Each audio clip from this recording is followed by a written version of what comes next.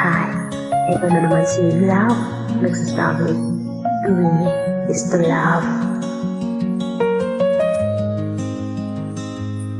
Sa lahat ng nagmamahal, kaya ko.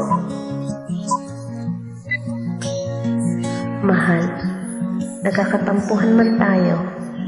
Sana malaman mo, mahal kita at mamahalin pa kita sigo-segundo. Pero sana naman makita ko ang iyong sakripisyo na kahit wala ako, di ka maghahanap ng ibang kasosyo.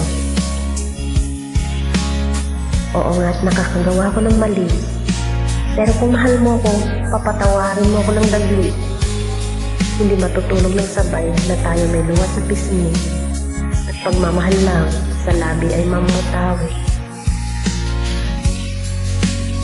At gusto ko rin, ako lagi ang bida sa mga kwento mong kahali-halina, kung bakit ang iba pa yung may eksena.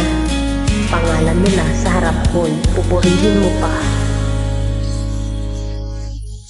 Minsan, may inis din ako sa iyong di may pahalata, pagkat di ko kayang ikaw sa akin na mawala. Ngunit di ka pa natutuwa, at konting bagay lang minsan, sa account mo ako yung sinisipa. Wala na nga akong panahon sa sarili ko.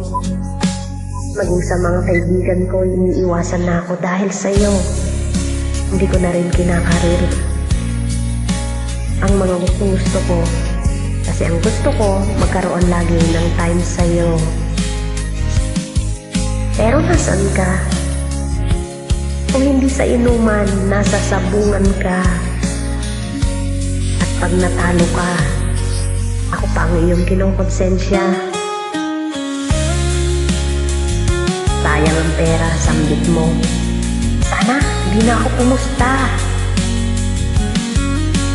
Gusto kong sabihin sa'yo, andito lang ako pag kailangan mo. At sa puso ko, lagi kang panalo. Asahan mo lagi to. At dyan sa sugal mo, hindi ka panigurado. Ito pa, sana habang tayo pa, enjoyin mo.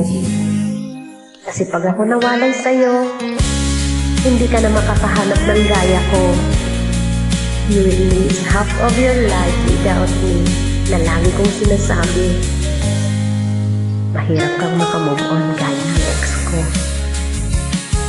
na kahit anong gawing panunuyo, ayaw ko na.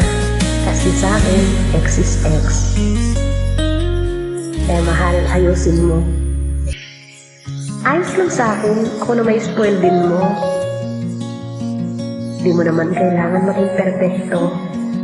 Totoong nagmamahal lang naman ang hanap ko. Yung mamahalin ako, maging sino man ako. Marami pa tayong pagsasamahan kung pag-ibig natin ay magtatagal. Plano pa nga natin magkaanak ng kambal at Basyang at Boyong ang pangalan. O diba, ang saya ng pamilya.